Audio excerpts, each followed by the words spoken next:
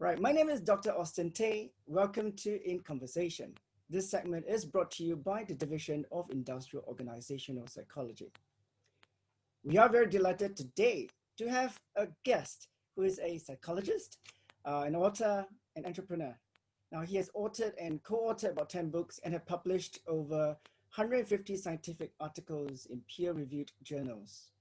He has recently published a new book titled Why Do So Many Incompetent Men Become Leaders? Now, he has also recently launched a YouTube series called The Lockdown, where he talks to his guests about life in the lockdown situation. Now, today we are very delighted to have Dr. Tomas Chamorro-Premuzic with us. Hi, Thomas. How are you? Good. Hi, Austin. Thank you for having me. It's our pleasure. I was just wondering, maybe you could do a brief introduction of what you do and your career thus far. Yep, sure. I guess you covered the basics. I'm an industrial organizational or business psychology would be the simple way to describe it. Right now, my main focus is I'm an executive with the Manpower Group, where I oversee a lot of our strategy and innovation initiatives. And the main remit of my team is to basically use science and technology to streamline and turbocharge the accuracy and the predictive kind of matching in our core recruitment business. So imagine we touch about 4 or 5 million people a year that we actually interview to decide where we place them in jobs around the world. The idea is to bring as much science, including traditional IO assessments, although, in its kind of modern way, and artificial intelligence and analytics to make that as seamless and predictive as possible. And as a kind of a now very side activity, I also teach a couple of courses, one at UCL, University College London in the UK, where I started the business psychology program 10 years ago, more or less, and another talent management program at Columbia University in New York. And in between, I try to write and speak about organizational psychology to the wider world, mostly to evangelize and educate our audience and our market as to what science can do to improve people's experience with work wherever they are. Yes, I mean, you're one of a kind. I mean, I see you writing a lot of HBR. You are always on Tech Talks and also your books. And you were saying you're teaching UCL. I know UCL very well. I did my PhD 2 years ago, well, a couple of years ago, with the University of Birkbeck next door to UCL. So I walk past UCL a lot. So I know it would have been great to have seen you there. But of course, I know you weren't there teaching. But it's great to know that you are doing a lot of things to promote IO psychology, and especially in this part of the world, IO psychology is relatively new. People know about us, but they don't really know what we do. Yeah. And we always get questions from them. What exactly do you do? Are you a clinical? Are you a counseling psychologist? Because of that kind of overlap of things that we do with other forms of psychology. Which is kind of interesting. But then with you here today, I'm sure you're going to be able to answer certain questions that I have in store for you. Now, you have described your role in Manpower, which is fantastic, and you're using that to use kind of evidence-based and scientific methodology to help in the recruitment side. Now, recently, a couple of years ago, there's always this thing about analytics. People are talking about it. I mean, I read your book 2016, your talent delusion. You did mention a little bit about analytics. This is still buzzword, and not many people know what it means, but people like to use it because it's fanciful. It's a word that the business community is using. But I think a lot of it don't really understand what it is. I was just wondering whether you could actually tell us what people analytics is, your definition of it.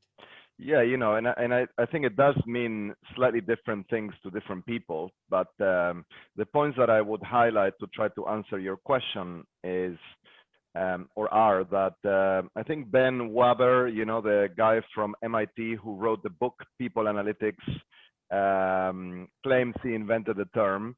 At least, that's the first known volume published with that term, certainly in the title.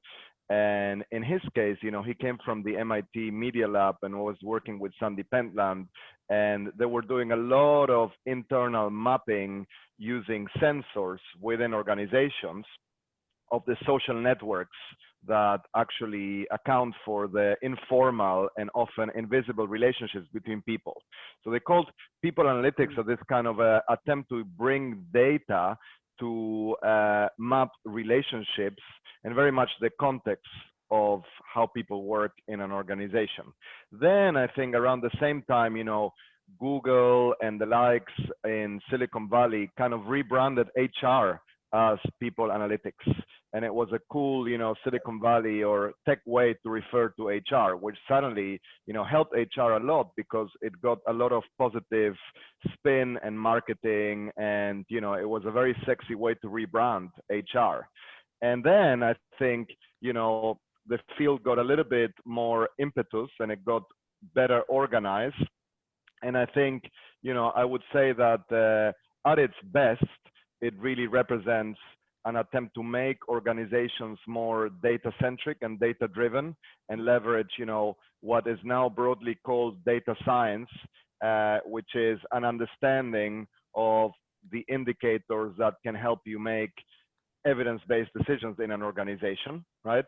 And at its worst, really, it's still pretty harmless, but it's kind of like the new way to describe our profession, There is certainly a sense where, in a way, science and the science of organizational psychology is, I think, more robust and explanatory than just big data or analytics, because science is always data plus theory.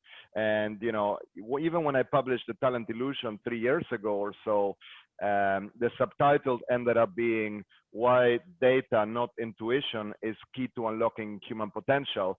I wanted to call it Why Science rather than data, because data alone, data is just symbols. But the publisher said, oh, everyone is talking about data, science is too complex. But let's not forget that, science uses data, rigorous, well-obtained, structured, standardized data from replicable circumstances, and it includes a theory to interpret that. So, with all that being said, I think, the best way that I kind of interpret, or my best or most helpful, at least to myself, interpretation of people analytics, it's, I think, a framework that helps us translate data into meaningful insights. And by that, I focus very much on the models, because the data alone, doesn't, everything is data. And if you don't have a model, a framework, or expertise or know-how, data is worthless.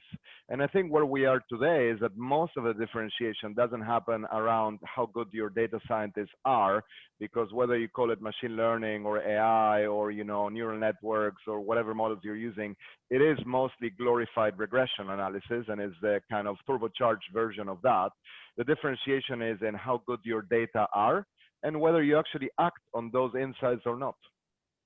Yeah, and I think it is very interesting you say that, because a lot of people, HR personnel, they are always very disillusioned when they talk about data, and they want to have the latest shiny tool that they could use to analyze it. And when I get information like that, when I get been asked, I say, well, you've always been collecting data throughout the organization. It's how you have actually differentiate them, what data is useful for you to make those scientific and informed decisions. And you don't need a fanciful new tool or a consultancy to come and do it for you. You just need to know what are the data that you have, and then how can they actually help you in terms of making those informed decisions, the right recruitment, and helping the organization to grow. And I think it's the same thing as what we learned in the university. Garbage in, garbage out. Once the garbage is not out, you get different data. And that's why people panic a little bit. And organization psychologists or business psychologists like ourselves is where we offer the kind of advice and let people know, actually, it is not that difficult to understand. It's a matter of what is the purpose of those data, why are we using it, and how are we collecting it. And I think coming back a little bit, perhaps if I could deviate about you're talking about it in manpower, where you're using data to do recruitment.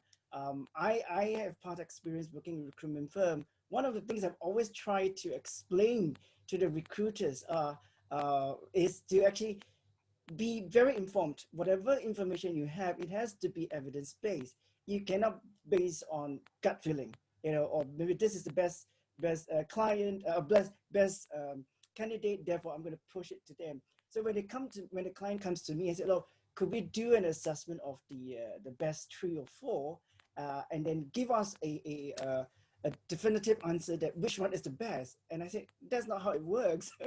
You have to choose the person that fit the role, and then whether there's a capacity within the organization to develop the person. Because that is also one thing about your book talking about war on talent, right? We need to be looking at the right talent, giving them the space to develop and train them, and they could be actually an asset to the organization rather than just taking everybody in, but then you are going to be kind of pushing them out again because they don't fulfill the job. They are not competent enough. So I think that is actually very important for people to understand when they use data, isn't it? Yeah, exactly. And Or I what think, your thoughts? the main thing that people need to be comfortable with, other than having the humility and self-criticism to distrust their own instincts, which is very hard, and when you think you're sure about someone's potential, someone's trustworthiness, or someone's personality, you will ignore any indicator or evidence to the contrary, and you will pay attention to anything. This is why we have prejudice in the world, and why it doesn't matter how much money or time you spend on unconscious bias training. People are very, very proud of their beliefs. And this applies even to serious professional interviewers within HR or hiring managers.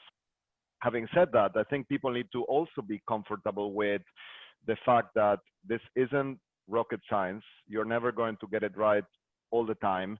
And you can only test the return on investment or the value of it at the aggregate level, So if company A suddenly stops using the methods that they're using now and implements a more science-driven approach, let's test in 2 years' time, after doing this at scale, whether their engagement levels go up, whether their performance and productivity levels go up, whether their leadership competence or quality goes up.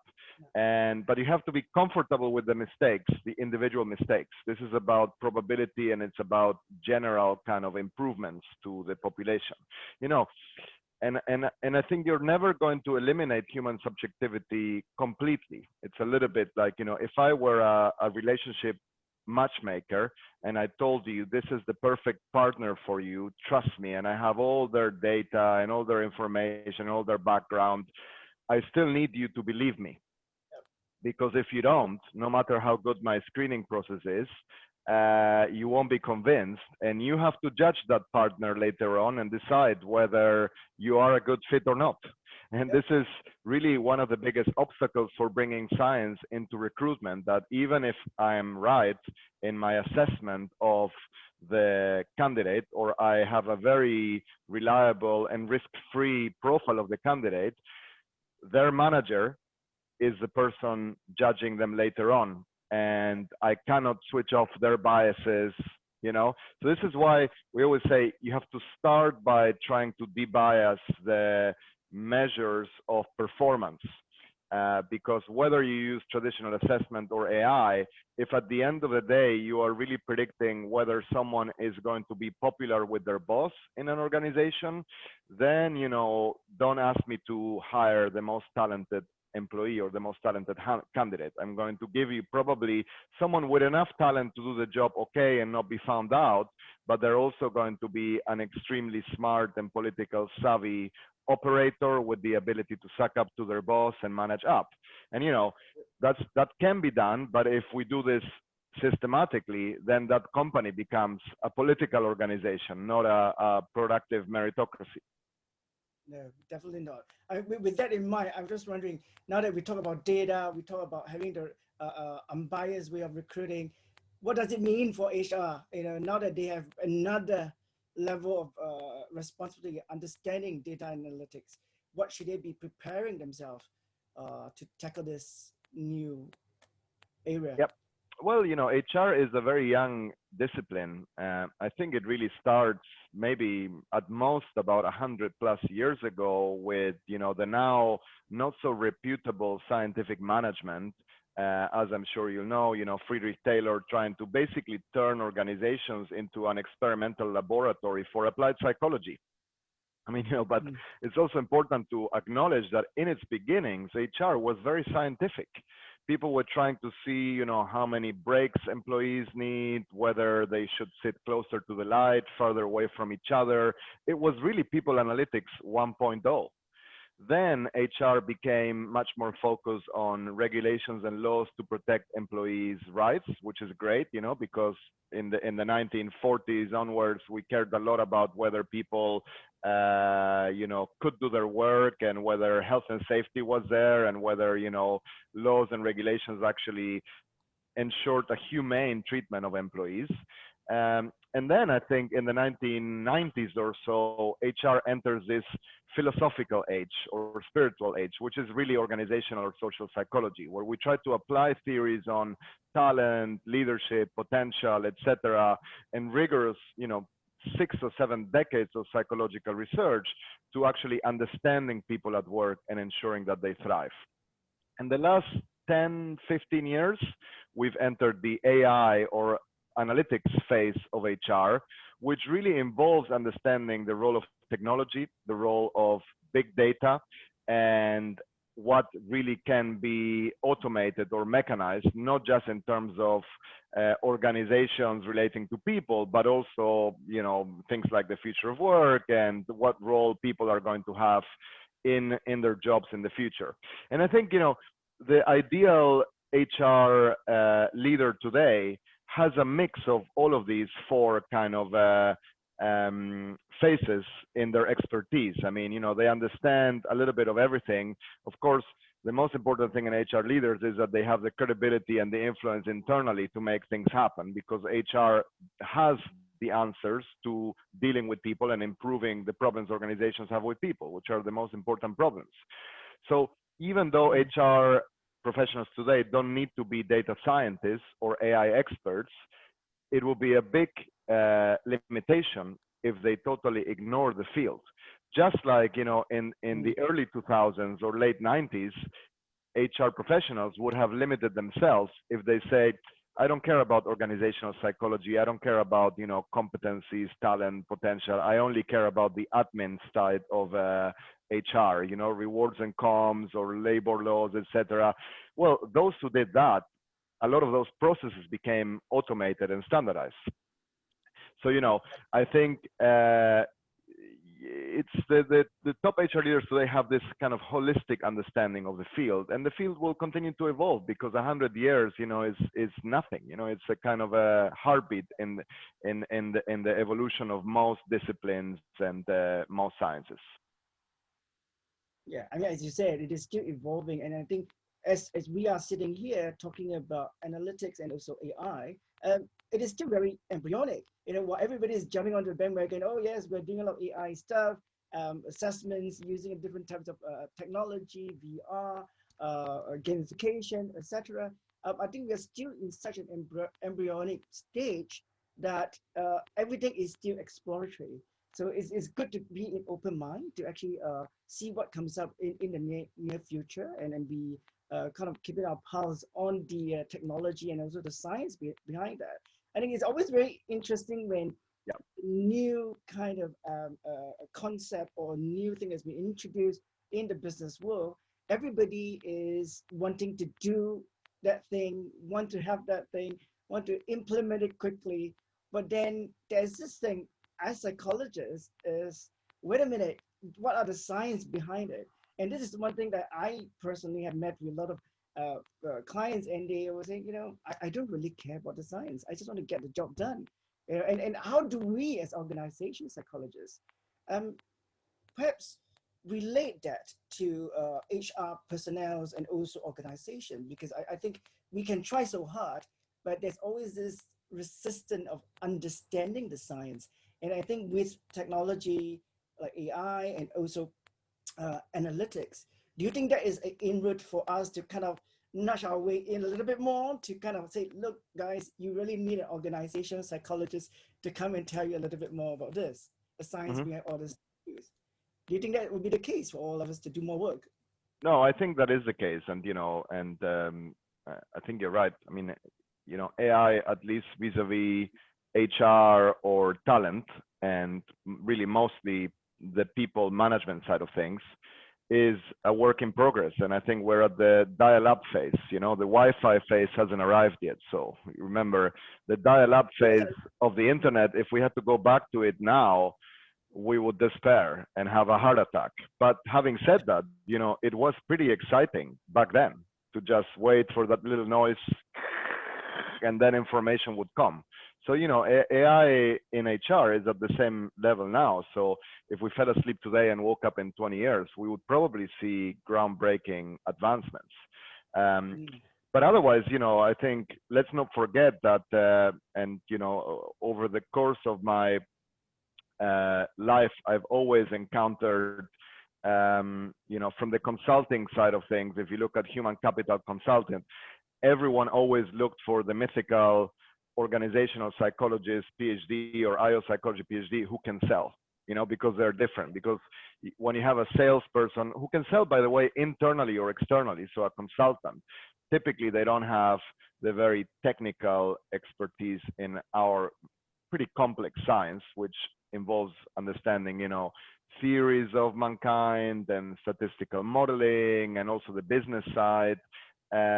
Or you have people who are very good technically. This is a bigger problem, but they don't understand the business they're in, and they don't know, they don't have the EQ or the social and political capital to influence.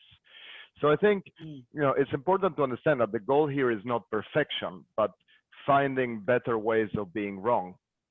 And organizations that understand this drive progress, because whether they are using an external or internal IO or external or internal expert, they know that the most important thing, the critical thing, is to get baseline measures and see whether your decisions or not are driving progress, and fundamentally define what progress looks like. A book that I always recommend called Prediction Machines by the guys from Rotman, the business school in Toronto, is a really, really good book on this, because it said, already now, but especially in the future, AI will take care of the prediction. And AI is mostly cheaper prediction and pattern matching. So what does that mean for human judgment? Well, human judgment will fundamentally comprise two things. The first is to structure your problems as prediction problems so that you can actually gather evidence to realize if you're wrong or not. We're going to change the profile of our leaders, or we're going to change the, working from home policy, or we're going to give people unlimited vacations. Whatever measure you take, you have to basically test whether it's working or not. And then the second one is, as the authors put it, the ability to decide what to do with a prediction. What do you do if you're getting, this information back or not? I mean, and you can see this happening in every area of life at the very simple everyday level. We all use prediction and AI on a daily basis. We all check the temperature in our phone before we go out to see how we dress or not. We check the traffic. We check if shops are open. We check the reviews of different, restaurants or hotels. And governments use data. You try to use, evidence from the science of whether masks prevent the pandemic or not, and then advise on that or not. So really, prediction will continue to happen and be commoditized. The critical aspect of judgment and leadership is to make the right calls based on that prediction, and that mostly involves having the humility to defy your own instincts or recalibrate your intuition to make it more data driven. Yes, very interesting. With what you were saying about prediction, now I'm going to ask you a very tough question. I don't know whether you have a magic ball or what have you. What will be your prediction in terms of AI and humans in maybe in the next 5-10 years? Where would AI be in terms of working with humans itself? Yeah. So I don't think we, in the 5 to 10 years, next 5 to 10 years, we'll see dramatic changes. I'm a big fan of, there's a famous quote by William Gibson, the guy who used to be an editor of Wired magazine, and he coined the phrase cyberspace, which no one uses now. But, there's a great quote by him that says, um, the future is already here, just not evenly distributed. So you can probably go to, certain places, I would imagine even like, in Hong Kong, Japan, China, that are very high tech, that are using AI in a very predictive and, strategic way to drive decisions, where people have incorporated that in most of their lives. And you can assume that that will gravitate towards the middle of the bell curve and become more the normalcy for others. Now, if the question is, will those places be using self-driving cars or autonomous vehicles, or will robots coexist with them in the workplace, or will humans become a useless class, as Yuval Harari says in Homo Deus? I don't know. I think 5 or 10 years is too soon for that. And so far, what we have mostly seen is that we are in the phase, just entering the phase, where AI is beginning to enhance or augment human performance. So I think it is pretty much a factual statement to say that in any area of competence, humans working with AI, with data, and with machines are going to produce something better than humans without AI, or even AI without humans. Let's take a simple area of HR, which is recruitment. I don't think a company today or in the next 5 or 10 years would completely dehumanize or de-intermediate and eliminate humans from the process of selecting a CEO, or an executive. Even if they're using more and more data, they will probably still have experts analyzing that data. Let's face it, today, if I spend a week looking at somebody's information on YouTube, LinkedIn, and reading about them, I would outperform most AI algorithms if it was just about selecting one person. So I think no systematic changes. Peter Thiel famously said we were promised self-driving cars. Instead, we got 140 characters. So AI is mostly seen in Twitter and TikTok and social media, as opposed to these revolutionary changes. But it is also true, as someone once said, that we tend to, when it comes to technology, we underestimate the long-term impact and we overestimate the short-term impact. So I think the more important question is, what would the world look like in 2100, in 2100, or in like 200 years? Not so much in 5 or 10 years time, where I think, it will be more or less more of the same, a small quantitative change, not a categorical quantum leap. All right. So we have to be anticipating for much longer before we see things that we actually been entertained by Hollywood, all the fantastic AI stuff that they've been exactly. showing. And they also say you should make predictions only in 50 or 100 years time, so that you're not alive to see whether you were wrong, and people forget about them and they're not there to test them. Today I found an old issue of The Economist, the world in 2020, and that was an issue that they sent, the yearly issue that I get in November, December. Of course, none of the things that they flagged up as most important in 2020 ended up being relevant, and the most important one was not there, and this was put together in 2019. Yes, I think that's the beauty about prediction. We get it right, we get it wrong, but the most important thing is to be able to experience it, whether is it right or wrong. I mean, if I may, one last question. Being a professor in Columbia and also UCL teaching business psychology, now we have a lot of listeners and also members of the division who are perhaps also young psychologists or people who are thinking of actually doing business psychology. What would be your perhaps 3 tips for them? What should they be thinking about when they go into this profession of studying about business psychology? Mm-hmm.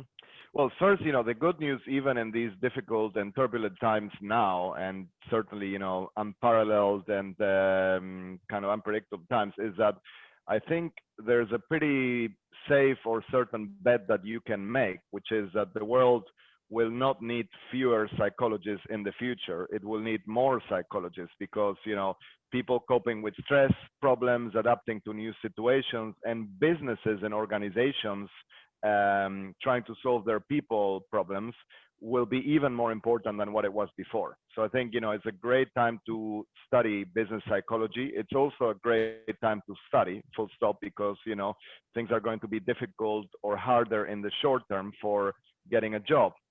I remember the first time I gave a talk in Hong Kong. This was working for HSBC, and people. It wasn't that long ago, and people told me, "What is this? Business psychology, organizational psychology? Here we just do business. Why do you need the psychology?" And it's like a very classic kind of a Hong Kong approach. It's like, why don't you just do an MBA or finance and make money? Well, actually, the best way for organizations to make more money is to really understand their people better and how to manage them. And finally, I think, one of the things that we're going to see happening even more in the short-term future is our field becoming a little bit more impactful. Because I think before, you studied this to go into consulting or become a professor. Now you see more organizations, large organizations, employing even PhD level psychologists. And I think as they're ramping up in data and getting more data science in their practices to make organizations more meritocratic, the synergies between IO and AI are going to become really valuable, So if you have data scientists and a lot of data that can do new generation fancy sci-fi analysis or analytics with people who understand the business and people, that's the most important and impactful combination. So I think, there has never been a better time to study our topic, our science, and fundamentally bring it to reality. This is a science that has always attempted to bridge the gap between theory and practice, and we need that today more than ever before. So, do study masters or even PhD in this area if you can. I'm obviously a big advocate for the field. Yes, I'm with you. I'm very biased in that sense. I think a lot of time when people are thinking of going into a psychology field, business psychology is one of those areas that they don't think about because they know little about it. And one of the things that I always tell people, read about it, talk to people about it. Those who are in the profession, they will be able to give you good insights, and you will know why they are still doing the job they are doing. And this is a great way to learn not only about psychology, but also about business. And that is actually kind of give us a very broadened perspective of how the world actually works. And one of the advice I always like to give people is, don't be just kind of very pigeonholed by only what you learn in the university. Read extensively, talk to people, and read anything under the sun, business writings or whatever business magazines, and be on par with what's happening in the industry too, what is actually evolving. So when you are in front of a client or you are going to meet a prospective employer, you can share those insights. And this is where we are different as an organization or business psychologists. And I think that is very, very important. And thank you for all your insights and also tips. Well, with that, I must say thank you very much for your time that you shared with us a lot of insights and also given us a little bit of what AI and people analytics are. I hope we will get a chance to actually speak to you, perhaps talk about your book that you have been gathering a lot of momentum as I gathered. So thank you very much, Thomas, for talking to us. Thank you for the invitation and have a great day. You too. Thank you.